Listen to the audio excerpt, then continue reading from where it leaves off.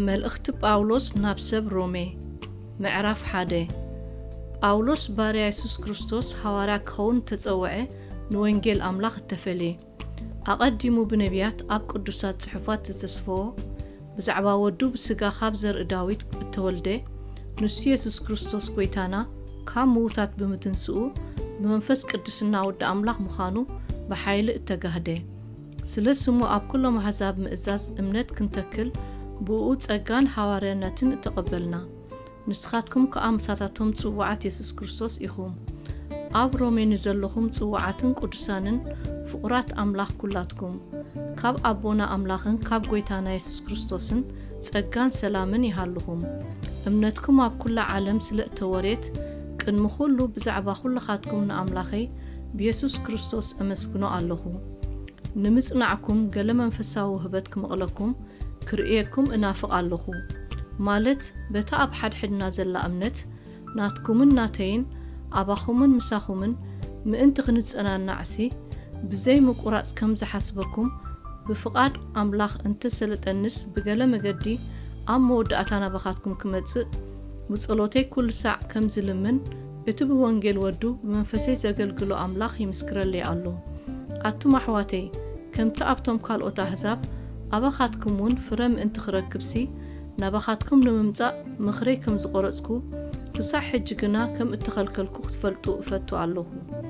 نتصر اعويانن نخالوت أحزابن نلمباماتن عياسون عدا ألوني سلازبنا يرأسيسي أب رومين زلخومون وينجيل كسبكلكم تدالي علوه وينجيل قدمنا أيهوداوي كم اون نتصرقاوي نزأمن زبلا خلو حيل أملاخ نمدحان إيه أمو بوانجيل أي حفرن إيه كم تصحوف تصادق جناب أمنتي نبر زبل بتصدق أملاخ كاب أمنت ناب أمنت بوئي قهاد إيه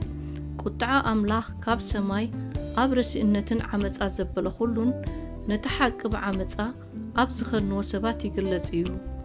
أملاخ قلت اللهم إيه أمو اتبزعب أملاخ زفلت زبلا أباتاتهم قلت إيه زمخانيوم انتخسئنوس اتخاف فترة عالم جميرو بقبرو زفلت زي الرئة بهاريو إذا خاء اتنايزل عالم حيلون ملكوتون أتسبيقو يرئي قناخن أملاخ نافلت وص كم أملاخ جيروم سلا زي خبرون زي مسكنون بحسابهم كنتو خونو اتزي استوعى اللبامون تسألمتي لبامات إنا النابلو عشو أمو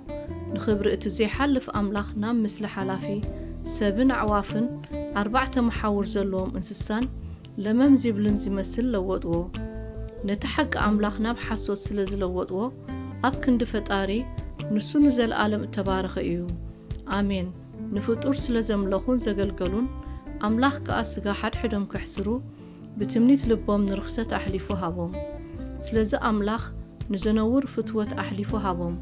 دقا أنستيوم نتناي بحري ترخبوئن نام نايزي بحريين لوطو بتوم تبعتيون كمو نتناي بحري من رخاب قوال أنستي تحاديكم أم نحد حدهم بتمنيت رسنو سبقوت أب سبقوت نور قبرو قبو عسب سحتتهم كأ كاب رؤسهم تقبلو كم تأملاخ أفلتتهم كحزو زي قواترو أملاخ كأكم زي نبوركي قبرو نحسور أمروح أحليفو هابهم عمت أزبالي حسم سسعي كفآت زملهم ملوآت كنآت قتلت بأستهم كل إكي محشوخشوختي حميتي أب أملاخ صلوات قفعتي كراعات تجهرتي تتقاببت إكي نولدهم زي إزازو دنا أورتي تألمت فقر زي بلوم زي دنقطو زياتهم نتهم كمزز بالزي قبر أمو كاب زي قبوهم نتقنع فرد أملاخ النافلت وخنا السومسي مستوم زي قبرو ودما يسمرو علو امبر زي قبرو ودراي آيكونون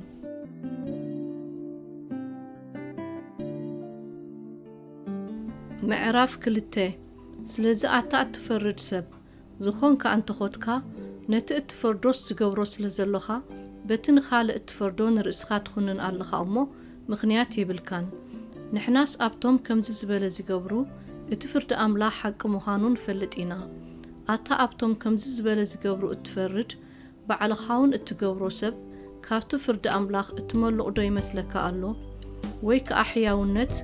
أملاخ كام نسحا خمز سحبكا سآن مفلاتكا ሃብቲ ሕያውነቱን ፀዋር ምዃኑን ዓቕሉን ዶ ትንዕቕ ኣለኻ ግና ኸብትርኻን ብዘይ ምንሳሕ ልብኻን ነቲ መዓልቲ ቁጥዓን ምግላጽ ቁኑዕ ፍርዲ ኣምላኽን ዝወርድ ቁጥዓ ኣብ ርእስኻ ትእክብ ኣለኻ ንሱን ነፍስ ወከፍ ከከም ግብሩ ክፈድዮ እዩ ማለት ነቶም ሰናይ እናገበሩ ተዓጊሶም ግርማን ክብርን ዘይምጥፋእን ዝደልዩ ናይ ዘለኣለም ህይወት ክህቦም እዩ ነቶም ንዓመፃ ዝእዘዙ እምበር ንሓቂ ዘይእዘዙ መሻረውቲ ግና ቁጥዓን መዓትን ክወርዶም እዩ እከይ ንእትገብር ዘበለት ኩላ ነፍሲ ሰብ ጭንቀትን ፀበባን ክወርዳ እዩ ቅድም ንኣይሁዳዊ ከምኡ ኸዓ ንፅርኣዊ ሰናይ ንዝገብር ዘበለ ኩሉ ግና ግርማን ክብርን ሰላምን ክወሃቦ እዩ ቅድም ንኣይሁዳዊ ከምኡ ኸዓ ንፅርኣዊ ኣብ ኣምላኽሲ ኣድልዎ ገጽ የልቦን ኣብ ቅድሚ ኣምላኽ እቶም ገበርቲ ሕጊ ደኣ እዮም ዝጸድቁ እምበር ሰማዕቲ ሕጊስ ጻድቃን ኣይኮኑን እሞ እቶም ብዘዊ ሕጊ ሓጢኣት ዝገብሩ ዘበሉ ብዘይ ሕጊ ክጠፍኡ እዮም እቶም ሕጊ ኸለዎም ሓጢኣት ዝገብሩ ዘበሉ ኩላቶም ከዓ በቲ ሕጊ ክፍረዱ እዮም እቶም ሕጊ ዘይብሎም ኣሕዛብ ሕልንኦም እናመስከረሎም ሓሳቦምን ንሓድሕዶም እናተኻሰሰ ወይስ እናተኸላኸለ እቲ ግብሪ ሕጊ ኣብ ልቦም ጽሑፍ ምዃኑ የርእዩ ኣለዉ እሞ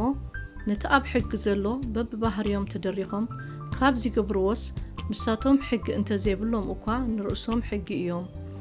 በታ ከም ወንጌለ ገይሩ ኣምላኽ ነቲ ምስጢራት ሰብ ኢየሱስ ክርስቶስ ዝፈርደላ መዓልቲ ከምኡ ክኸውን እዩ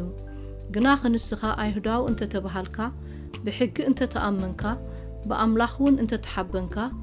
ፍቓዱ እንተፈለጥካ ካብ ሕጊ ተማሂርካውን እቲ ቁኑዕ መርሚርካ እንተፈለኻ መራሕ ዕውራት ኣብ ጸልማት ንዘለዎ ብርሃን ምዃንካውን ብርእስኻ እንተተኣመንካ ንስኻ ንዓያሱ መለበሚ ንቖልዑ መምህር ኣብ ሕጉን ምስሊ ፍልጠትን ሓቅን ዘሎካ ኢኻ እምበኣር ሰኣታ ንኻልእ እትምህር ንርእስኻስ ኣይትምህራን ዲኻ ኣታ ኣይትስረቑ ኢልካ እትሰብኽ ባዕልኻ ዶ ትሰርቕ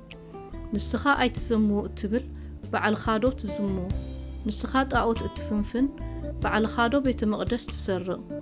ከምቲ ብሰርኹም ስም ኣምላኽ ኣብ ማእከል ኣሕዛብ ይጽረፍ እዩ ዝብል ተጻሒፉ ዘሎ ኣታ ብሕጊ እትምካሕ ሕጊ ብምፍራስካ ዶ ንኣምላኽ ተሕስሮ ኣለኻ ግዝረትሲ ሕጊ እንተሓለኻ ትጠቅም እያ እሞ ሕጊ እንተኣፍረስካ ግና እታ ግዝረትካ ዘይ ግዝረት እያ እትኸውን እምበኣርሲ እቲ ዘይግዙር ነቲ ሕጊ ዝደልዮ ስርዓት እንተሓለዎ እቲ ዘይምግዛሩ ዶ ከም ግዝረት ኮይኑ ኣይቁፀረሉን እዩ እቲ ካብ ባህርዩ ዘይግዙር ክነሱ ሕጊ ዝሕሉ ንኣኻ ብፊደልን ብግዝረትን ሕጊ ንተፍርስ ክፈርደካ እዩ ብዝረአ ኣይሁዳዊ ምዃን ኣይሁዳዊ ኣይኮነን እሞ እታ ብዝረአ ኣብ ስጋ እትግበር ግዝረት እውን ግዝረት ኣይኮነትን እቲ ብውሽጢ ኣይሁዳዊ ዝኾነ ግና ንሱ ኣይሁዳዊ እዩ እታ ግዝረት ከዓ ግዝረት ልቢ ብመንፈስ እያ እምበር ብፊደል ኣይኮነትን እቲ ንእዶውን ካብ ኣምላኽ እዩ እምበር ካብ ሰብ ኣይኮነን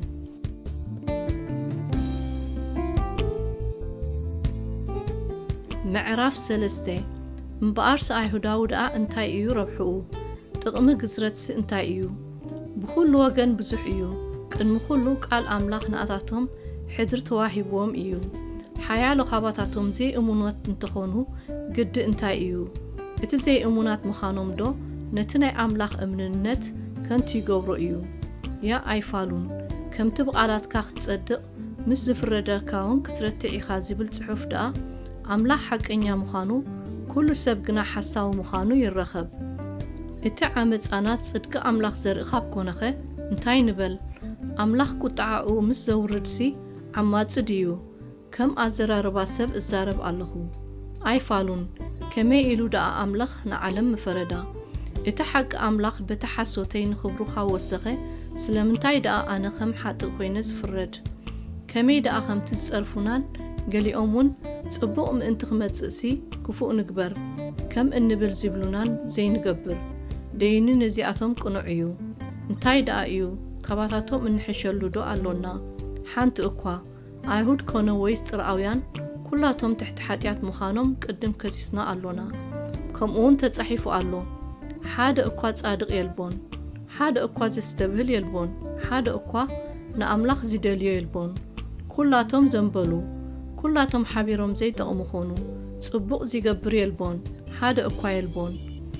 ጎረሮኦም ክፉት መቃብር እዩ ብልሳውንቶም ይጥብሩ ኣብ ትሕቲ ኸናፍሮም ሕንዚ መልደልቶ ኣሎ ኣፎም መርገምን ምርን ምሉእ እዩ ኣእጋሮም ንምፍሳስ ደም ቅልጡፍ እዩ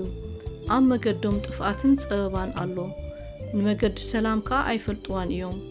ኣብ ቅድሚ ኣዒንቶምን ፍርሃት ኣምላኽ የልቦን ግና ኩሉ ኣፍ ምእንቲ ክዕጾ ኩሉ ዓለም እውን ትሕቲ ፍርዲ ኣምላኽ ክትከውንሲ እቲ ሕጊ ዝብሎ ዘበለ ነቶም ኣብ ትሕቲ ሕጊ ዘለዉ ከም ዝዛረቦም ንፈልጥ ኢና ሕግስ ሓጢኣት እዩ ዘፍልጥ እሞ ስለዚ ስጋ ዝለበሰ ኩሉ ኣብ ቅድሚኡ ብግብሪ ሕጊ ዝጸድቕ የልቦን ሕጂ ግና እቲ ብሕግን ነቢያትን እተመስከረሉ ጽድቂ ኣምላኽ ብዘይ ሕጊ ተገልጸ ማለት ጽድቂ ኣምላኽ ብምእማን ብየሱስ ክርስቶስ ንዝኣምኑ ኩላቶም እዩ በዚ ሌላን ጉሌላን የልቦን እሞ ኩሎም ሓጢኦም ክብሪ ኣምላኽ እውን ሲኢኖም በቲ ብየሱስ ክርስቶስ ዝርከብ በጃ ምሕላፍ ብኸምኡ ብጸግኡ ይጸድቁ ንኡ ከዓ ነቲ ቀደም ብትዕግስቲ ኣምላኽ ተገብረ ሓጢኣት ይሕለፍ ስለ ዝሓደጎ ኣምላኽ ጽድቁ ምእንቲ ኸርኢ ብእምነት ብደሙ መተዓረቕ ገይሩ ኣቆሞ ንሱ ጻድቕ ክኸውን ካብ እምነት የሱስ ንዘበለውን ከጽድቕ ሕጂ ኣብዚ ዘመን እዚ ጽድቁ ክገልጽ እዩ ምሕባን ደኣ ኣበይ ኣሎ ተሪፉ በየናይ ሕጊ ብሕጊ ግብሪ ዶ ኣይኮነን ብሕጊ እምነት ደኣ እዩ ስለዚ ከዓ ሰብ ብዘይ ግብሪ ሕጊ ብእምነት ከም ዝጸድቕ ንብል ኣሎና ወይስ ኣምላኽ ናይ ኣይሁድ ኣምላኽ ጥራይ ድዩ ኣምላኽ ኣህዛብሲ ኣይኮነን ዶ እቲ ንግዙር ካብ እምነት ንዘይ ግዙርን ብእምነት ዘጽድቕ ኣምላኽ ሓደ ስለ ዝኾነ እወ ናይ ኣህዛብ እውን እባ እዩ እምበኣር ስንሕጊ ዶ ብእምነት ነፍርሶ ኣሎና ያ ኣይፋልናን ንሕግስ እባ ነደልድሎ ደኣ ኣሎና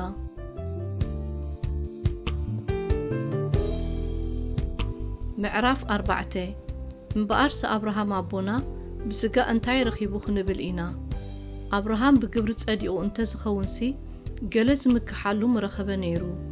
ኣብ ቅድሚ ኣምላኽ ግና ኣይኮነን እቲ ጽሑፍ ከ እንታይ ይብል ኣብርሃም ብኣምላኽ ኣመነ እሞ እዚ ንጽድቂ ኮይኑ ተቖጽረሉ ነቲ ዝገብር ግና ዓስቡ ከም ዕዳ ኮይኑ እዩ እምበር ከም ጸጋ ኣይኮነን ዝቝጸረሉ ነቲ በቲ ንሓጥእ ዘጽድቕ ዝኣምን እምበር ዘይገብር ግና እታ እምነቱ ንጽድቂ ትቝጸረሉ እያ ዳዊት ከዓ ነቲ ኣምላኽ ብዘይ ግብርስ ጽድቂ ዝቖጽረሉ ሰብ ብፁእ እዩ ከም ዝበሎ እቶም ዓመፃኦም ተሓድገሎም ሓጢኣቶምን ትኸድነሎም ብፁዓን እዮም ኣምላኽ ሓጢኣቱ ዘይቈጽረሉ ሰብ ብፁእ እዩ እምበኣር ከነ ኣብርሃም እታ እምነቱ ጽድቂ ኮይና ተቖጽረትሉ ንብል ኣሎና እሞ እዛ ብጽና እዚኣ ንግዙራት ጥራይ ድያ ወይስ ንዘይተገዝሩውን ከመይ ኢላኸ እያ እተቖጽረትሉ ብግዝረት ከሎ ድያ ወይስ ብዘይ ግዝረት ብዘይ ግዝረት ከሎ እያ እምበር ብግዝረት ከሎስ ኣይኮነትን ነቶም ጽድቂ ምእንቲ ቝጸረሎም ኢሎም ከይተገዝሩ ከለዉ ዝኣምኑ ኩሎም ኣቦኦም ምእንቲ ክኸውንሲ ንማሕተም እታ ብዘይ ግዝረት ከሎ ዝረኸባ ጽድቂ እምነት ናይ ግዝረት መፈለጥታ ተቐበለ ኣቦ ግዙራት እውን ክኸውን ማለት ነታ ንኣብርሃም ኣቦና ብዘይ ግዝረት ከሎ ዝነበረቶ እምነት ኣስኣሰራ ንዝኸዱ እምበር ካብ ግዝረት ንዘበሉ ጥራይ ኣይኮነን እታ ንኣብርሃም ወይስ ንዘርኡ ወራስ ዓለም ምእንቲ ክኸውን እተዋህበቶ ተስፋ ብጽድቂ እምነት እያ እምበር ብሕጊ ኣይኮነትን እሞ እቶም ካብ ሕጊ ዝኾኑ እንተዝወርሱስ እምነት ከንቱ ምኾነት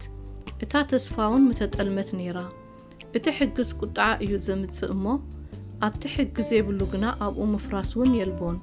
ስለዚ ካብ እምነት ኣብርሃም ንዝኾነ ኩሉ ዘርኢ ከዓ እዩ እምበር ካብ ሕጊ ንዝኾነ ጥራይ ኣይኮነን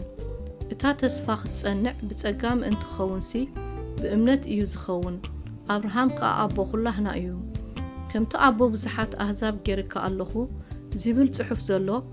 ኣብ ቅድሚ እቲ ዝኣመኖ ንሙታት ዝተንስኦም ነቲ ዘየለውን ከም ህልው ገይሩ ዝጽውዖ ኣምላኽ ከምቲ ብሁል ድማ ዘርእኻ ከም ዝኸውን እዩ ተስፋ ኣብ ዘይብሉስ ኣቦ ብዙሓት ኣህዛብ ክኸውን ብተስፋ ኣመነ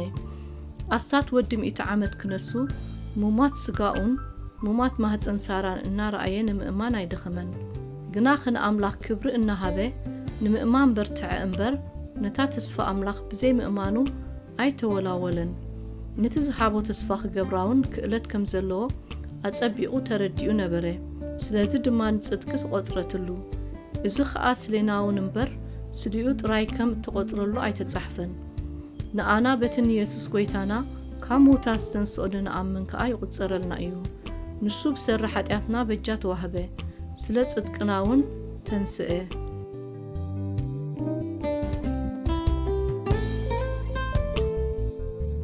معراف حموشته امبارس بأمنت كاب صدقنا مس أملاخ بقويتانا يسوس كريستوس سلام يحلونا بوخا نابز زلنا يتصقى بأمنت مئتاو زرخبنا بتسفى خبر أملاخون نمكح ألونا قنا خبز أبا دما نمكح امبر اتتصاباس تعقست خمزة متسق سلز فلتنا بزت راي ايكونن تعقست دما مفتان اتم فتان وين تسفى بتقتواح بنا منفس قدوس فقر أملاخ قبل بنا سلز فسسة اتا تسفى دما اي تحفرن ايا جنا دخومات كلونا كريستوس بجزيئو مئن تعمست موته اب كند حادة صادق زموت اقوى زيركب اي مسلن اندعي اب كند اتتصبق زقبرلو كيموت زيدفر سيمنال باش اي متسأنن يخون قناخ نحنا قناحات ان كلونا كريستوس اب كندانا مويتو ايو امو املاخ اتافقرو نانا بزيري قالو مبارس حجي بدومو متصدقنا دقا كندي كابتو قطعابو ازينا زين دحن صلاأتو خلونا مس املاخ بموت ودو تعارقنا كاب تعارقنا دقا كندي بهيوتو ازينا زين دحن قناخ بقويتانا يسوس كريستوس بوء حج عرق زرخبنا بأملاخون نمكح ألونا أمبر بزت راي أيكونن سيزخأ كم تبسر حاد السبعي حاتياتنا بعالم زعتوه بحاتياتون موت كلاتهم سلز بدلو دما موتنا بكل سب حلفه حق خسع زمتسق حاتيات أب عالم نبر أمو أب تحق زيبلو قنا أب وحاتيات أيكو تصيرن إيو موت قنا خاب أدام جميرو كسع موسي أبتم معرقت آبسا أدام حاتيات زي قبرون سلطانه أدام كأ مثل اتزمت سئيو قناخ اتوه بتسقا خندت آبسا ايكونن بآبسا حاد سبعي بزحات مويتوم ايوم مو اتسقا أملاخن وهبتون بتسقا اتحاد سبعي مالت يسوس كريستوس نابتوم بزحات انبزاي عزيز ايو اتوه بتكأ بمتن اتحاتيات سقبره حاد سبعي ايكونن فردخاب حادن خوننا متسي اتوه بتسقاقنا كاب بزح آبسا نمتصداق متسي موت بآبسا اتحاده بتحاده خاب جزء اتوم ترفت سقان وهبتن صدقن تقبلو خا بتحاده يسوس كريستوس اب هيوت ازيو بزح كي جزء يوم مبارس اتوم بزحات بت زي مئزاز حاده سبعي حاتان كم زخونو كومو خا بمئزاز اتحاده اتوم بزحات صدقان كخونو يوم مو كم تبحانت آبسا ناب كل سب كونن زمصه كومو دما بحانت جبر صدقي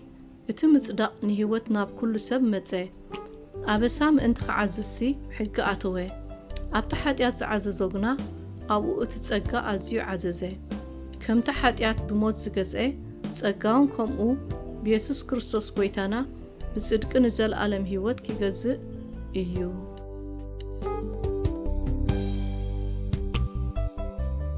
معراف شدشته امبارس انتاي كنبل إينا تصقام انت خعزسي اب حاتيات دون تصنع يا ايفالنان نحنا خاب حاتيات زموتنا كمي إلنا حجة ابو خنبر ويس بكريستوس يسوس التتأمقنا زبلنا كلهنا بموتو كم التتأمقنا دو ايتفلتونيهم امبارس خمت كريستوس بخبر ابو كاموتاس تنسي كوم اوخا نحنا بحدش يوت من خنملالس نام موت بتمكت مسؤول تقبرنا موتنا نموتو مسيلو حبراتو انتخوناس كوم اوخا ابتنساي اوخن حابرو إنا اتز موت خاب حاتيات حارا وطيو يومو ازي دقيم نحاتيات كيقزاء اتناي حاتيات سقام انت خطأفق اتقارقيت سبنا مسؤوخا متسقلن فليتنا ألونا اتخام موتاس تنسأ كريستوس مليسو خمزي موت موت ونابقو خمزي ملخ فليتنا نحنا مس كريستوس كام موتناس مسؤود ما بهيوت كم إن نبرنا أمن ألونا مالت موتو حنسا أن كل جزء كاب حاتيات إيوز موته هيوتو جنان أملاخ إيوز ينبر كم أود ما نسخاتكم كاب حاتيات كم زموتكم بكريستوس يسوس جنا نأملاخ هيوان كم زخونكم رؤسكم قصرو مبارس نتمنيتو خيت إزازو أبز موات سجاهم حاتيات أينجز تحت تسجى أمبر تحت حجز لزيكونكم حاتيات أي ملككم من إيو أمه كم مويتم سنسور اسكم نأملاخو في أمبر ንኣካላትኩም ኣጽዋር ዓመፃን ሓጢኣት ኣይትግበርዎ ንኣካላትኩም ሲ ኣጽዋር ጽድቅን ኣምላኽ ደኣ ግበርዎ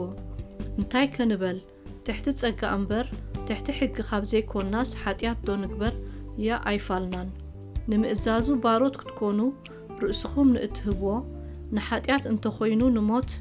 ንምእዛዝ እንተኾይኑ ንጽድቂ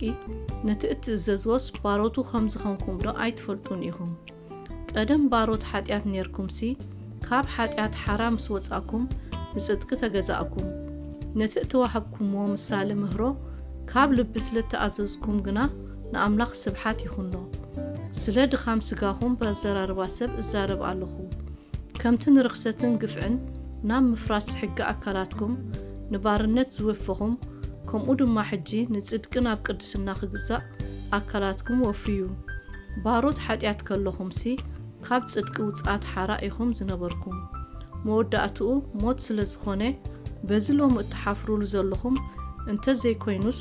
በቲ ግዜ እቲ እንታይ ፍርዩ ነይርኩም ዓስቢ ሓጢኣት ስሞት እዩ ውህበት ጸጋ ኣምላኽ ግና ብክርስቶስ ኢየሱስ ጎይታና ናይ ዘለዓለም ህይወት እዩ ሕጂ ግና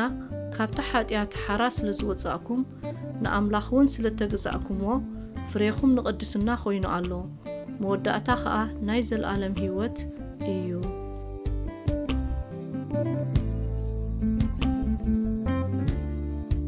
ምዕራፍ 7 ወይ ሳሕዋቴ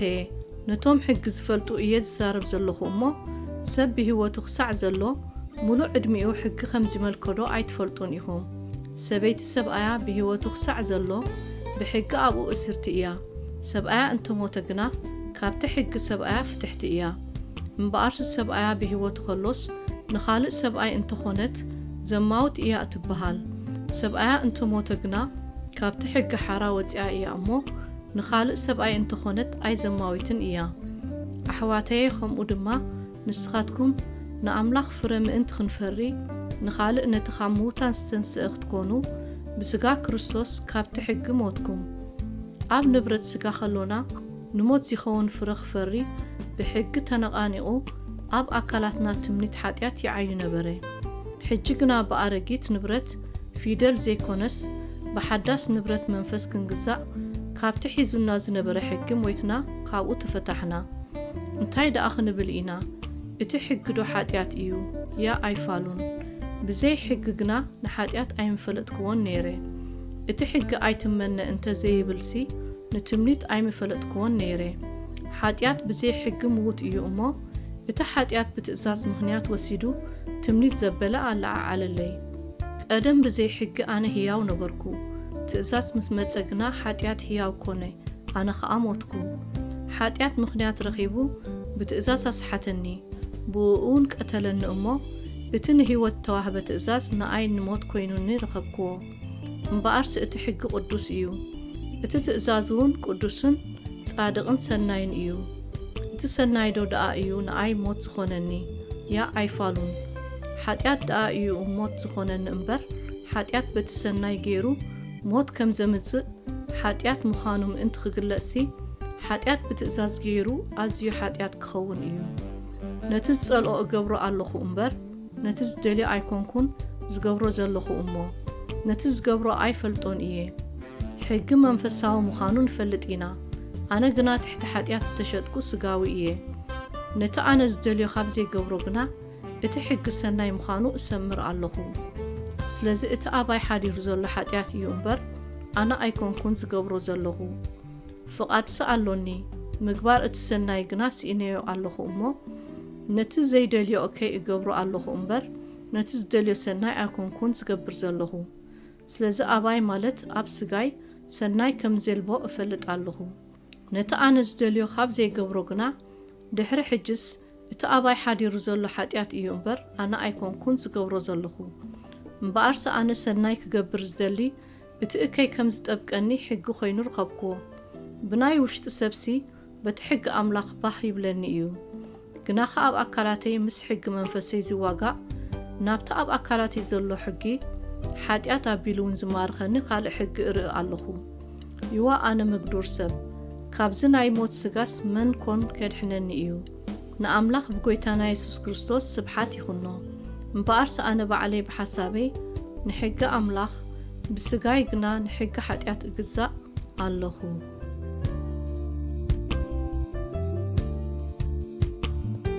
ምዕራፍ 8 እምበኣርሲ ሕጂ ነቶም ብክርስቶስ ኢየሱስ ዘለዉ ኩነኔ የብሎምን። እቲ ኣብ ክርስቶስ ኢየሱስ ዘሎ ሕጊ መንፈስ ህይወት ካብቲ ሕጊ ሓጢኣትን ሞትን ሓራ ኣውፂኡኒ እዩ እሞ ንሕጊ ብስጋ ስለ ዝደኸመ ክገብሮ ዘይኮነሉስ ኣምላኽ ንወዱ ብምስሊ ሓጢኣተኛ ስጋን ከም መስዋእቲ ሓጢኣትን ልኢኹ ነቲ ሓጢኣት ብስጋ ኾነኖ። ኣባና ብመንፈስ እምበር ብስጋ ኣብ ዘይንመላለስ እቲ ድሌት ሕጊ ከምኡ ኮይኑ ክምላእ እዩ። ስጋውያን ዘበሉ ነቲ ናይ ስጋ እዮም ዘይሓስቡ፣ መንፈሳውያን ግና ነቲ ናይ መንፈስ እዮም ዘይሓስቡ።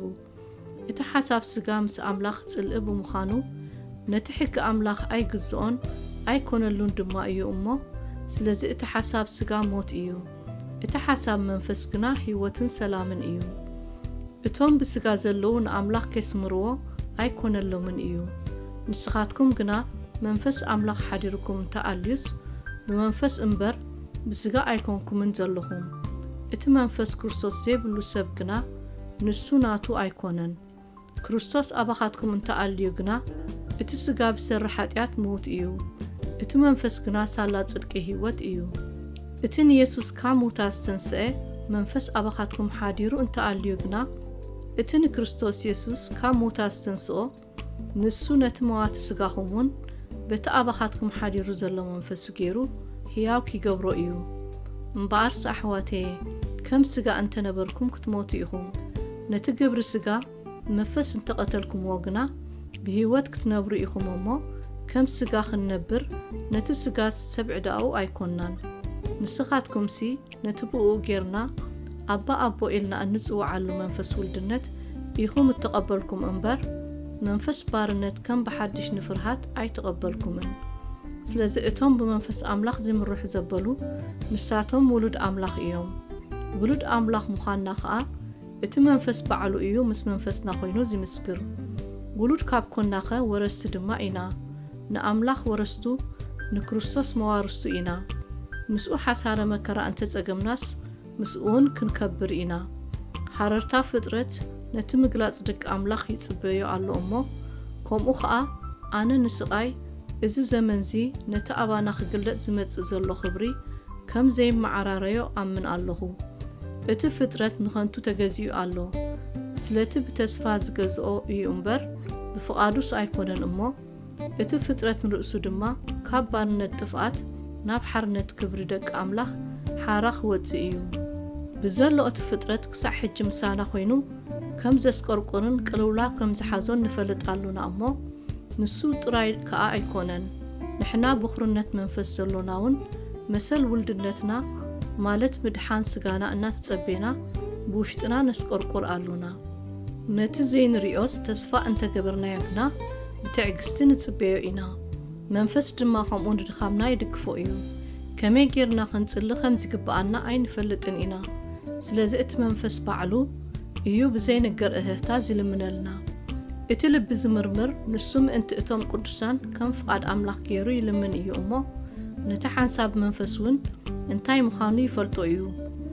ነቶም ንኣምላኽ ዘፍቅሩ ከም ምኽሩ ንተጸውዑ ግና ኩሉ ንሰናዮም ከም ዝድግፎም ንፈልጥ ኢና። ነቶም ቀደም ዝፈለጦም ንሱ ንብዙሓት ኣሕዋትሲ በኽሮም ምእንቲ ክኸውን ንምስሊ ወዱ ክመስሉ ቀደም መደቦም። ነቶም ቀደም ዝመደቦም ንኣታቶም ከዓ ጸውዖም፣ ነቶም ዝጸውዖም ንኣታቶም ድማ ኣጽድቖም፣ ነቶም ዘጽድቖም ንኣታቶም እውን ኣኽበሮም። እምበኣርሲ ብዛዕባ እዚ ነገር እዚ እንታይ ክንብል ኢና? ኣምላኽ ምሳና ካብ ኮነኸ መን እዩ ዝቃወመና?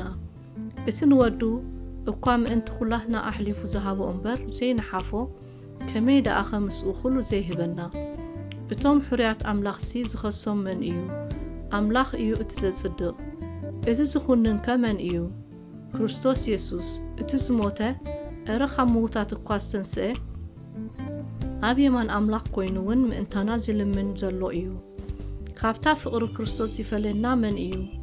ከመይ እዩ ምእንታኻ ምሉእ መዓልቲ ንቕተል ኣሎና? ከም ኣባጊዕ ማሕረድ እውን ተቖጸርና ዝብል ጽሑፍ ዘሎ ጭንገዶ ጸበባዶ ስደዶ ጥሜቶ ዕርቃንዶ ፍርህዶ ወይ ሰይፊ ሞት ኮነ ህይወት መላእኽቲ ኮነ ወይ ገዛእቲ ዘሎ ኮነ ወይ ዝመጽእ ወይ ሓይልታት ልዕል ዝበለ ኮነ ወይ ትሕት ዝበለ ካልእ ፍጥረቱን እንትኾነ ካብታ ኣብ ክርስቶስ ኢየሱስ ጎይታና ዘላ ፍቕሪ ኣምላኽ ከተኽፈለና ከም ዘይኮነሉ ኣርጊጸ ኣለኹ እሞ በዚ ኩሉ በቲ ዘፍቀረና ኣጸቢቕና ንስዕር ኢና።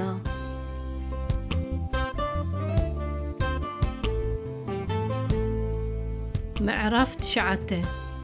ኣነ ብዙሕ ጓህን ዘየባትኽ ስቓይን ኣብ ልበይ ከም ዘሎኒ ሕልናይ ብመንፈስ ቅዱስ ይምስክረለይ ኣሎ። ብክርስቶስ ሓቂ እብል ኣለኹ ኣይሕሱን እየ። ኣነ ብርእሰይ ምእንቲ እቶም ብስጋ ኣሕዋተይን ኣዝማደይን ውጉስ ኮይነ ካብ ክርስቶስ ክፍለም ደለኹ። ደቂ እስራኤል እዮም እሞ ውልድነትን ክብርን ኪዳንን ምሕጋግ ሕግን ምግልጋል ኣምላኽን ተስፋን ናታቶም እዩ። ኣቦታት ከኣ ናታቶም እዮም። ክርስቶስ እውን ብስጋ ካባታቶም እዩ። ንሱ ንዘለኣለም ብሩኽ ኣምላኽ ልዕሊ ኩሉ እዩ። ኣሜን። ግና እቶም ካብ እስራኤል ዘበሉ ኩላቶም እስራኤላውያን ኣይኮኑን እሞ እቲ ቃል ኣምላኽ ከንቱ ኮይኑ ኣይተረፈን። ዘርኢ ብይስሐቅ ክስየመልካ እዩ እምበር ዘርኢ አብርሃም ስለ ዝኾኑ ኩላቶም ውሉድ ኣይኮኑን። ማለት እቶም ውሉድ ተስፋ እዮም ንዘርኢ ዝቁጸሩ እምበር እቶም ውሉድ ስጋስ ውሉድ ኣምላኽ ኣይኮኑን። እቲ ቃል ተስፋ ንዓመታ ከምዛ ግዜ እዚኣ ክመጽእ እየ ሳራውን ወዲ ክትወልድ እያ ኢሉ እዩ እሞ እዚ ጥራይ ኣይኮነን። ርብቃውን ካብ ሓደ ማለት ካብ ኣቦና ይስሐቅ ምስ ጠነሰት ከምኡ ኾነ።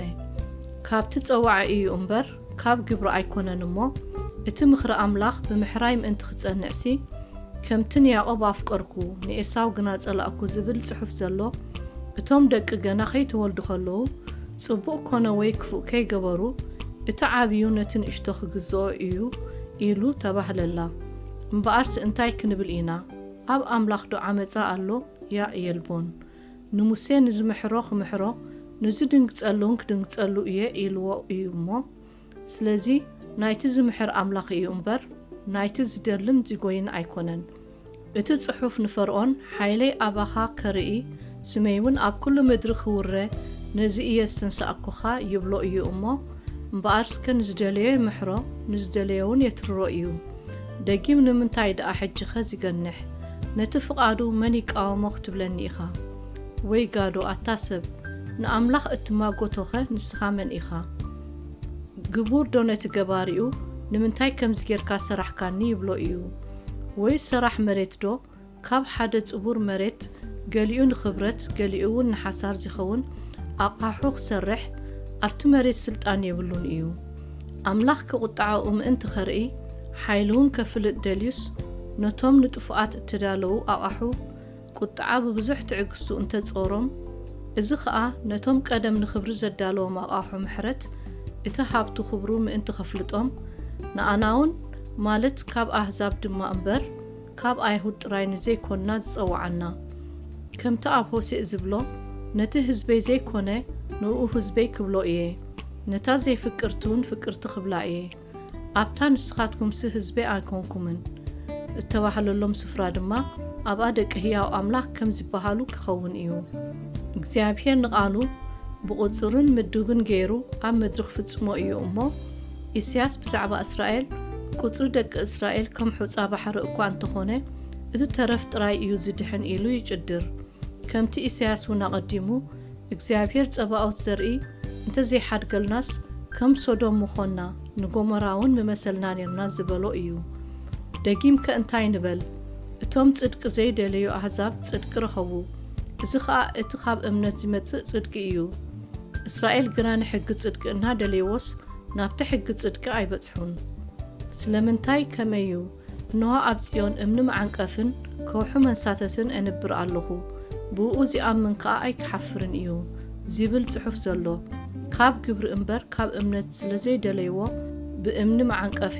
ተዓንቀፉ።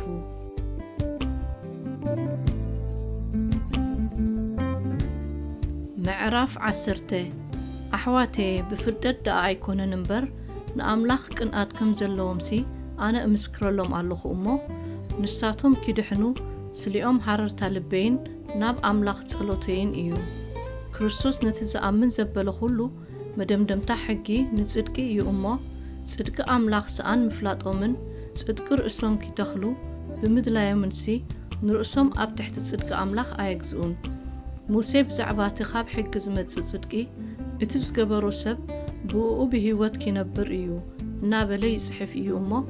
እቲ ካብ እምነት ዝመጽእ ጽድቂ ግና ከምዚ ይብል ብልብኻ መን ናብ ሰማይ ክድይብ እዩ ኣይትበል።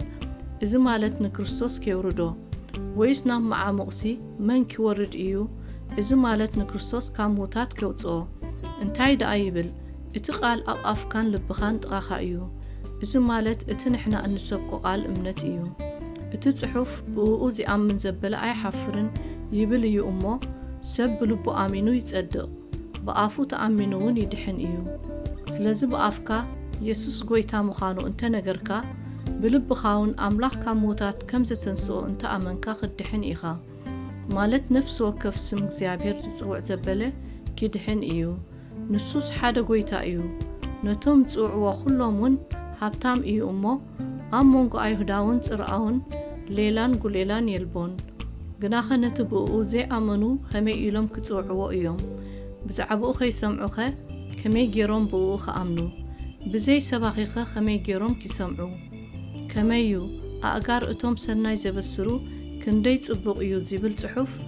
እንተዘይተላእኩስ ከመይ ገይሮም ዶ ክሰብኩ እዮም? ግናኸ ኢሳያስ እውን ጎይታይ ንምስክርና መን ኣመኑ ይብል እዩ እሞ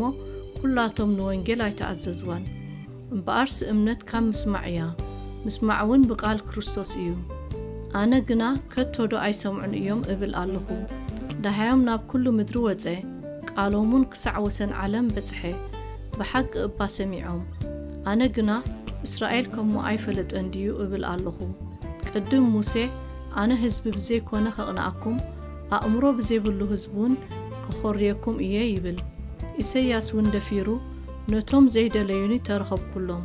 ንዘይሓተቱለይ እውን ተገለጽኩሎም ይብል እዩ። ብዛዕባ እስራኤል ግና ናብ ዘይእዙዝን ተቃዋምን ህዝቢ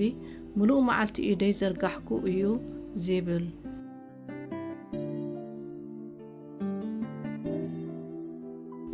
ምዕራፍ 11 እምበኣርሲ እብል ኣለኹ ኣምላኽ ንህዝቡ ዶ ደርቢይዎ እዩ? ያ ኣይፋሉን። ኣነ እኳ እስራኤላዊ ካብ ዘርኢ ኣብርሃም ካብ ዓሌት ብንያም እየ። ኣምላኽ ነቲ ቀደም ዝፈለጦ ህዝቡ ኣይደርብዮን። ወይስ እቲ ጽሑፍከ ብዛዕባ ኤልያስ ንሱ ጎይታይ ንነቢያትካ ቀተልዎም መሰዊእኻ እውን ኣፍርሱ። ኣነ በይነይ እየ ተሪፈ ዘለኹ ንህይወተይ ድማ ይደልይዎ ኣለዎ ኢሉ ንእስራኤል ኣሳጢሑ ናብ ኣምላኽ እናጠርዐ እንታይ ከም ዝበለዶ ኣይትፈልጡን ኢኹም። ምላሽ ኣምላኽከ እንታይ በሎ? ንበዓል ዘይሰገዱ 7,000 ሰብኣይ ንርእሰይ ኣትሪፈ ኣለኹ። እምበኣርሲ ከምኡውን ሕጂ በዚ ዘመንዚ ብሕርየት ጸጋ ተረፍ ኣሎ። ብጸጋ ካብ ዝኸውን ግና እምበኣርስኪ ካብ ግብሪ ኣይኮነን። ብዘይ እዝዝ እቲ ጸጋውን ጸጋ ኣይከውንን። ካብ ግብሪ ካብ ዝኸውን ግና ደጊም ጸጋ ኣይኮነን። እንተዘይኮነስ እቲ ግብሪውን ግብሪ ኣይከውንን እዩ። እምበኣርሲ እንታይ ደኣ እዩ? ከመዩ ጽሑፍ ኣዒንቶም ከይረአያ ኣእዛኖምን ከይሰምዓ ኣምላኽ ክሳዕሎም መዓልቲ መንፈስ ምንብዕዛዝ ሃቦም ዝብል ዘሎ። እቶም ሕሩያት ረኸቡ እሞ እስራኤል ነቲ ዝደልዮ ኣይረኸቦን። እቶም ዝተረፉውን ተረሩ። ዳዊትን እቲ መኣዶም መፈንጠራን መድፈናን ንመዐንቀፍን መስጣን ይኹኖ። ከይርእዩ ኣዒንቶም ይጸልምታ፣ እንግዲ ዓውቶም ከኣ ንሓዋሩ ኣጐብጥ ይብል እዩ። እምበኣርሲ እብል ኣለኹ ምእንቲ ክወድቁ ድዮም እተዓንቀፉ ያ ኣይፋሎምን። ምእንቲ ኸቕንኦም እባድኣ እቲ መውዳቖም ንህዛብ ምድሓን ኮነሎም። እቲ መውዳቖም ሃብቲ ዓለም እቲ ምጉዳሎም ሃብቲ ኣሕዛብ ካብ ኮነ ግና ምልኣቶም ደኣ ክንደይ ክበልጽ እዩ። ንኣኻትኩም ኣሕዛብ እብለኩም ኣለኹ ምናልባሽ ነቶም ስጋይ ዝኾኑ እንተ ኣቕናቕክዎም ካባታቶም እውን ገለ እንተ ኣድሓንኩስ ኣነ ንህዛብ ሃዋርያኦም እየ እሞ መልእኽተይ ይኽብር ኣለኹ። እቲ ምድርባዮም ንዓለም ዕርቂ ካብ ኮነላስ ምቕባሎም ደኣ ዘይ ህይወት ካብ ሞታት እንታይ ካልእ ክኸውን ኢሉ። እቲ ቀዳማይ ቅዱስ እንተኾነ እቲ ብሑቕ ከዓ ቅዱስ እዩ። እቲ ሱር ቅዱስ እንተኾነ ከዓ ጨንፈሩ እውን ቅዱስ እዩ። ካብቶም ጨንፈር ሓያሎ እተተሰብሩ እሞ ንስኻ ኣውልዕ በረኻ ክንስኻ ኣብ መንጎኦም እንተተተኸልካ ካብቲ ሱርን ማራ ኣውልዕን ድማ ተማቓል እንትኾንካ ኣብቶም ጨንፈር ኣይትከበር እንተ ተኸበርካ ግና እቲ ሱር እዩ ንዓኻ ጸይርካ ዘሎ እምበር ነቲ ሱር ንስኻ ኣይኮንካን ጸይርካያ ዘለኻ ምናልባሽ ንስኻ ኣነ ምእንቲ ክትከል እዮም እቶም ጨንፈር ተሰብሩ ትብል ትኸውን ጽቡቕ ንሳቶም ሰኣን ምእማኖም ተሰብሩ ንስኻ ግና ሳላ ዝኣመንካ ደው ኢልካ ኣለኻ ፍራሕ ደኣ እምበር ብልብኻ ኣይትተዓበ ኣምላኽ ነቶም ካብ ባህርዮም ጨንፈር ዝነበሩ ካብ ዘይንሓፎም ንዓኻውን ኣይክንሕፈካን እዩ እምበኣርሲ ናይ ኣምላኽ ለውሃትን ጭከናን ተመልከት ኣብቶም ዝወደቑ ጭከነኡ ንኣኻ ግና ኣብቲ ለውሃቱ እተጸናዕካ ለውሃት ኣምላኽ እንተዘይኮነስ ንስኻውን ክትኩረጽ ኢኻ ንሳቶም ኣብቲ ዘይምእማኖም እንተዘይጸንዑ ግና ኣምላኽ ከም ብሓድሽ ክተኽሎም ይኽእል እዩ እሞ ክትከሉ እዮም ንስኻ ካብታ ብባህርያ ኣውልዕ በረኻት ቆሪጽካ ብዘይ መገዲ ባህሪ ኣብታ ጽብቕቲ ኣውልዕ ካብ ተተኸልካስ እቶም ብባህርዮም ጨናፍር ዝነበሩ ግዳ ከመይ ኣብታ ኦም ኣውልዖም ኣጸቢቖም ዘይትከሉ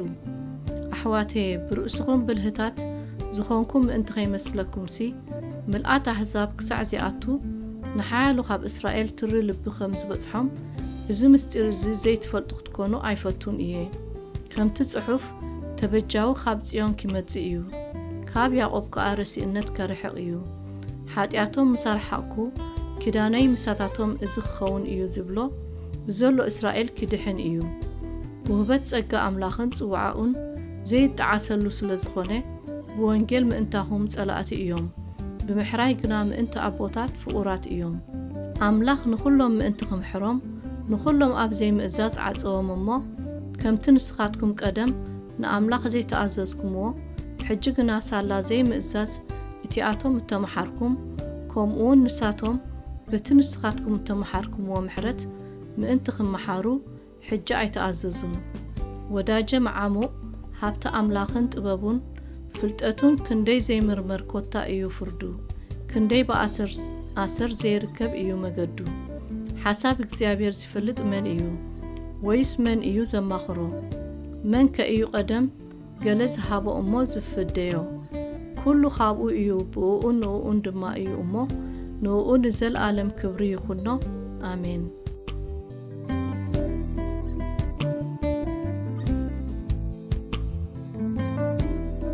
ምዕራፍ 12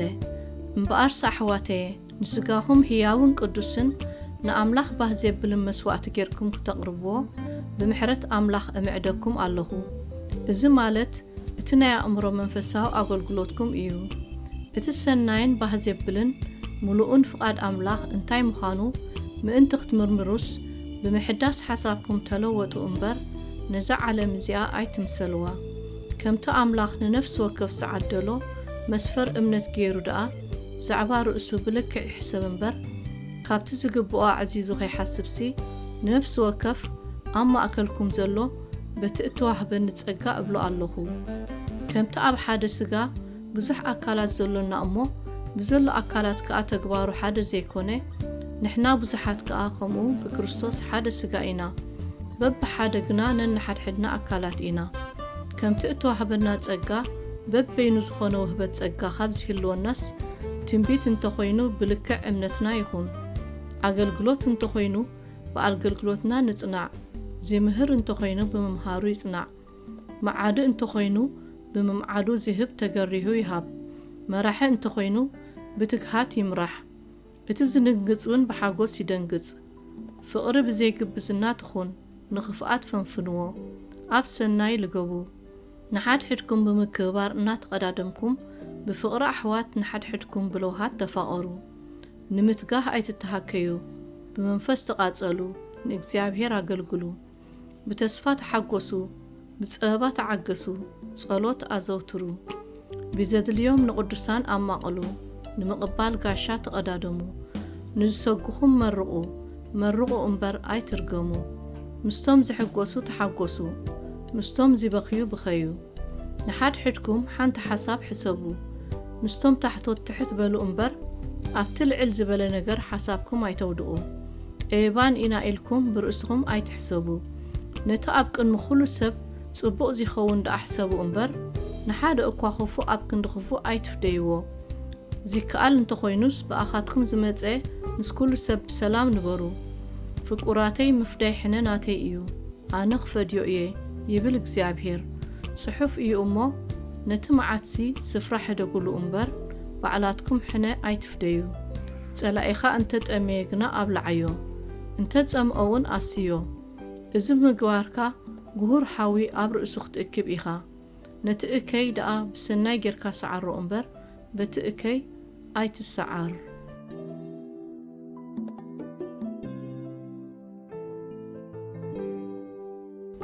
معراف عسر سلسته بأملاخ زي كون السلطان يلبون اتوم زلو سلطانات كأب أملاخ تسرعو يوم أمو نفس وكف نتقابل عليو سلطان زلوي جزايو تلزقا نتبع سلطان زيكاوم نتسرعات أملاخ إيو زيكاوم اتوم زيكاوم ودما بعلاتهم فردخ قبلو إيوم اتوم جزاءتن أكوي جبر إمبر نسناي جبر زفرهو أيكونون نتبع سلطان كيت فرهدو تدلي إخا نسو نسناي كايلو أقل أملاخ إيو أمو سناي جبر نسوين كنقدكا إيو أكوين تجبر كاغنا أقل أملاخ نتجبار أكويسي مقطعت زمتقالو فداي حنس لزخونه سيفين خنتو عيدقن إيو أمو فراه سلازخ أسلح لنا إلكم منبر سلما قطعت تراي أيكونن كتجزئوهم زيكباكم جلاو أملاخ إيوم أمو بزي تكبار إزخيب كرو يقلقلو ألو سلازي إخوم جبر اتهبو زالهم مبارس جبر نزيكباو جبري تقو نزيكباو تقو فرهات نزيكباو فرهات كبرت نزيكباو كبرت نقولو اتزاز زيكباو حابو اتنبتاي زي فكر حقفت إمو إيو أمو اتان حدكم مفكار انت زي كوينا نقلا اكوا عدا اي هاللهم اذا اي تزمو اي تقتل اي تسرق بحاسوت اي تمسكر اي تمنى تبهله كالق تأزازون انتخونه بزن بتصايكا خم نفسخا افكرو زي بالقال كتوت ايو فقر نبتصايا اكي اي تقبرون مبارس فقر مدمدمتا حق ايا مدحان كابت زامنا اللو جيزس حج ازيو نابانا قريبو قالو امو حج خاب دقاس اتبرابولو جيزة خمس بتصحي نزا زمن فلطوا ليت حالفة معالت قريبا يا أمو جبرز ألمات كوانا دربيناس أطوار برهان نلبس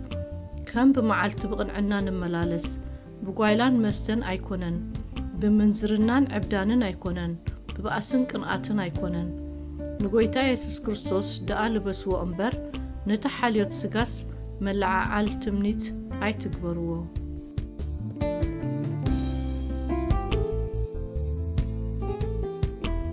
معراف 14 نتب أمن الدخوم زخونة بناي تردر كي تخرخركم تقبلوه كل مبلع كم تفقدلو زي أمن ألو اتدخوم قنا حاملي إيو زبلع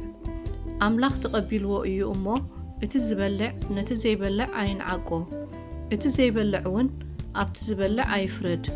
نسخاخة أبقيل يا خالق اتفرد انتواي إخا نسو نقويتاو إيو دو زبل ويس يودق جناخ እግዚአብሔር ደው ከብሎ ይኽእል እዩ እሞ ደው ኪብል እዩ እቲ ሓደ ነታ ሓንቲ መዓልቲ ካብታ ካልእ ኣብሊጹ ይፍለያ እቲ ሓደ ግና ንኹላተን መዓልታት ማዕረግ ገይሩ እዩ ዝርየን ነፍሲ ወከፍ ብሓሳቡ ርዱእ ይኹን እቲ ነታ መዓልቲ ዝጥንቀቐላ ንጎይታ ኢሉ ይግበሮ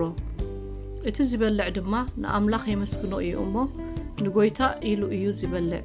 እቲ ዘይበልዕ እውን ንጎይታ ኢሉ እዩ ዘይበልዕ نأملاخ كأي مسكنو كاباناس حدا أكوان رؤسو إلو زينبر يلبون مو نرؤسو زيموت كأ حدا أكوا يلبون بهيوت انت نبرنا نقويتا إنا أن ننبر ويس انت موتنا نقويتا إنا أن نموت مو بهيوت انت نبرنا ويس انت موتنا ناي قويتا إنا سلزخا أيو كريستوس قويتا موتاتن هياوانن مئن تخون إلو زموتن هياو زخونن أنا هياو إيه يبل እግዚአብሔር كل بركخ سجدلي كل لسانون نأملاخ كمسكنو إيو زيبل صحف إيو أمو كلاتنا أبقن منبر فرد أملاخ دو كنبل إنا سلمنتاي دقا نسخا أب حوخا أتفرد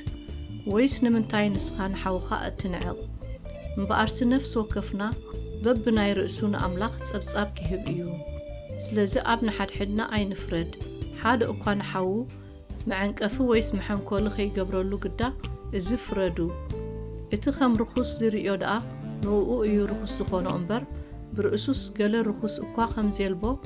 ብጎይታና ኢየሱስ እፈልጥ ተረዲኤውን ኣለኹ ሓውኻ በትብልዕኻ እንተ ጓሃየ ደጊም ብፍቕሪ ኣይኮንካን እትኸይድ ዘለኻ እሞ ነቲ ክርስቶስ ዝሞተሉ ብብልዕኻ ኣይተጥፍኣዮ መንግስቲ ኣምላኽሲ መንፈስ ቅዱስ ጽድቅን ሰላምን ሓጎስን እያ እምበር ብብልዕን መስተን ኣይኮነትን እሞ ነቲ ሰናይኩም ኣይተጽርፍዎ እቲ በዚ ኸምዚ ንክርስቶስ ዘገልግል ንኣምላኽ ባህ የብሎ ብሰቡን ፍቱን እዩ እምበኣርስከ ኣስኣሰር ናይ ሰላም ነገርን ኣስኣሰር ንሓድሕድናን ዝሃንጽን ንሰዓብ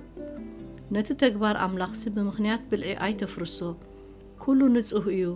ነቲ ብውልውል ዝበልዕ ሰብ ግና ክፉእ እዩ ሓውኻ ዝዕንቀፈሉ ዘበለ ዘይምግባር ስጋ ዘይምብላዕ ወይስ ወይኒ ዘይምስታይ ጽቡቕ እዩ ንስኻ እታ እምነት ዘላትካ ኣብ ቅድሚ ኣምላኽ ንርእስኻ ተሃሉኻ እቲ በቲ ጽቡቕ ኢሉ ዝፈተኖ ነገር ኣብ ርእሱ ዘይፈርድ ብፁእ እዩ ግናኽ ካብ እምነት ዘይኮነ ዘበለ ኩሉ ሓጢኣት እዩ እሞ እቲ እናተወላወለ ዝበልዕ ብእምነት ስለ ዘይበልዐ ይኹነን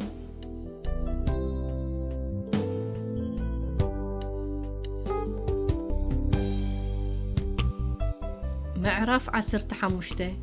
እምበኣርስ ንሕና ብርቱዓት ዝኾንና ድኻም እቶም ድኹማት ክንጸውር ንርእስና እውን ባህ ከይነብል ይግባኣና እዩ ከምቲ ጽሑፍ ጸርፊ እቶም ዝጸርፉኻ ኣባይ ወደቐ ዝብል ክርስቶስ ድማ ንርእሱ ባህ ዘብል ኣይደለየን እሞ ነፍሲ ወከፍና ንብጻዩ ምእንቲ ክሓንጾ ብሰናይ ነገር ባህ የብሎ ብትዕግስትን ብምጽናዕ ጽሑፋትን ተስፋ ምእንቲ ክኾነልና እቲ ቀደም ተጻሕፈ ዘበለ ኩሉ ንምህሮና እዩ ተጻሕፈ ግና ሓቢርኩም ብሓደ ኣፍ ኮይንኩም ንኣምላኽ ንሱ ከዓ ኣቦ ጎይታና ኢየሱስ ክርስቶስ ምእንቲ ከተኽብሩስ እቲ ናይ ትዕግስትን ምጽናዕን ኣምላኽ ኣብ ንሓድሕድኩም ከምቲ ናይ ክርስቶስ ኢየሱስ ጌርኩም ሓደ ሓሳብ ክትሓስቡ ይሃብኩም ክርስቶስ ነቲ ተስፋ ኣቦታት ከጽንዖስ ምእንቲ ሓቂ ኣምላኽ ኣገልጋሊ ስግዝረት ከም ዝኾነ እብል ኣለኹ ስለዚ ድማ ከምቲ ክርስቶስ ንኽብሪ ኣምላኽ እተቐበለኩም ንሓድሕድኩም ተቐባበሉ ኣሕዛብ ግና ከምቲ ጽሑፍ ስለዚ ኣብ ማእከል ኣሕዛብ ኣመስግነካ ንስምካውን እዝምር ኣለኹ ዝብል ንኣምላኽ ምእንቲ ምሕረቱ የመስግንዎ ከም ብሓድሽ እውን ኣቱም ኣሕዛብ ምስ ህዝቡ ኮይንኩም ተሓጐሱ ይብል መሊሱ ከዓ ኩላትኩም ኣሕዛብ ንጎይታ ኣመስግንዎ ብዘለዉ ህዝብታት እውን ይወድስዎ ይብል ኢሳያስ ድማ ደጊሙ እቲ ሱር እሰይ ክኸውን እዩ እቲ ኣብ ኣሕዛብ ኪገዝእ ዝትንስእ ብእኡ ንኣሕዛብ ተስፋ ክገብሩ እዮም ይብል ብሓይሊ መንፈስ ቅዱስ ኣዝይኹም ብተስፋ ምእንቲ ክትህብትሙስ እቲ ናይ ተስፋ ኣምላኽ ኩሉ ሓጎስን ሰላምን ዘበለ ብእምነት ይምላእኩም ኣሕዋተየ ብዛዕባኻትኩምሲ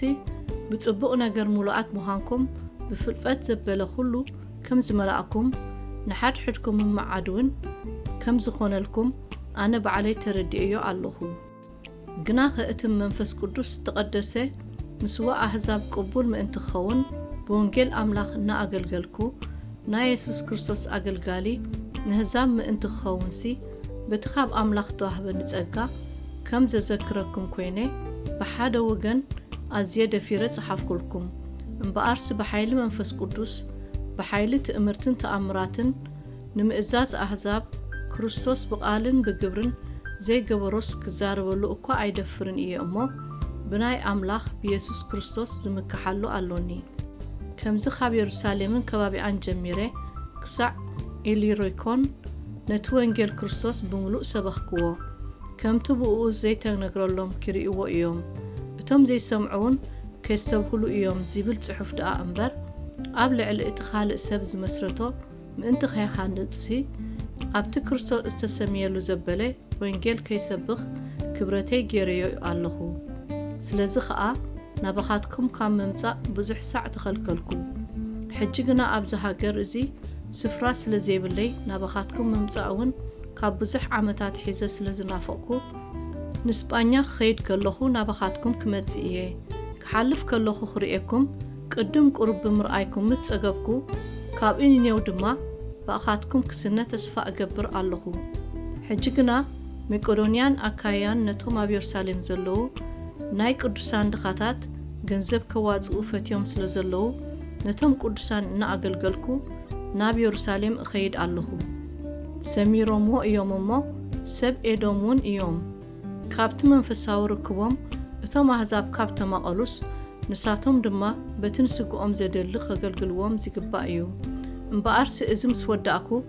እዚ ፍረ እዚ እውን ምስ ሓቶም ኩሎም ብኣኻትኩም ኣቢለ ንስጳኛ ክኸይድ እየ በቲ ናባኻትኩም ምምፅአይ ከዓ ብምልኣት በረኸት ክርስቶስ ከም ዝመጽኣኩ እፈልጥ ኣለኹ ኣሕዋተየ ካብቶም ኣብ ኣይሁድ ዘለዉ ዘይኣምኑ ክድሕን ኣገልግሎተይ ንኢየሩሳሌም እውን ኣብቶም ቅዱሳን ስሙር ምእንቲ ክኸውን ንስኻትኩም ምእንቲ ክዓርፍሲ ብፍቓድ ኣምላኽ ብሓጎስ ናባኻትኩም ክመጽእ ብጎይታና ኢየሱስ ክርስቶስን ብፍቕሪ መንፈስን ብጸሎትኩም ምእንታይን ምሳይ ናብ ኣምላኽ ክትጋደሉ እምዕደኩም ኣለኹ ኣምላኽ ሰላም ምስ ኩላትኩም ይኹን ኣሜን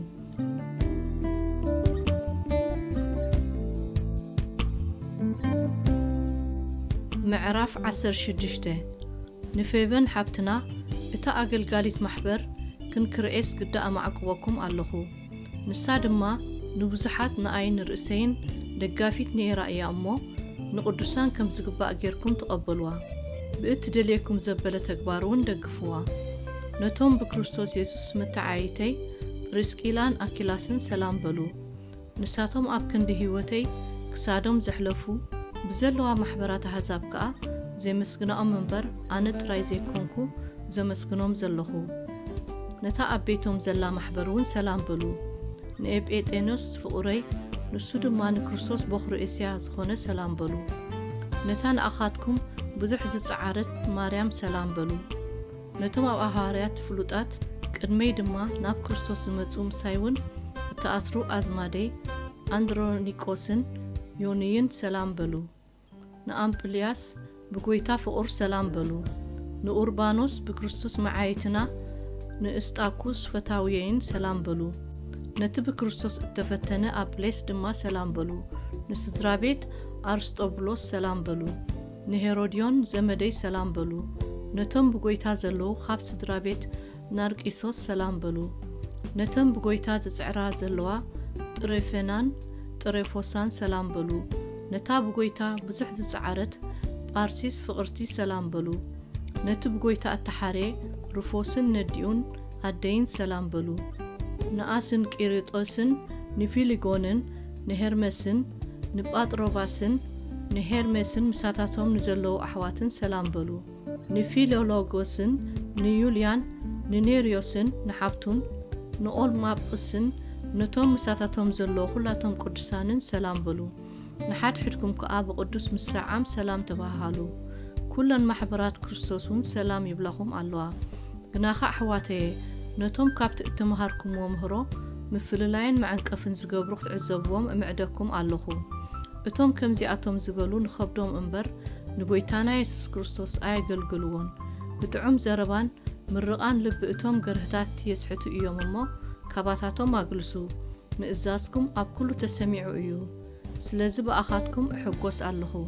ንሰናይ ብልህታት ንእኩይ ግና ገርህታት ክትኮኑ እደሊ ኣለኹ ኣምላኽ ሰላም ከዓ ንሰይጣን ቀልጢፉ ኣብ ትሕቲ እግርኩም ክቕጥቅጦ እዩ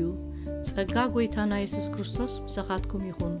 ጢሞቴዎስ እቲ መዓይተይ ሰላም ይብለኩም ኣሎ ሉክዮስን ያሶንን ሶሲጳጥሮስን ኣዝማደይ ሰላም ይብልኹም ኣለዉ ኣነ ጠርጢዮስ ነዛ መልእኽቲ እዚኣ ጽሓፍኩ ብጎይታ ሰላም እብለኩም ኣለኹ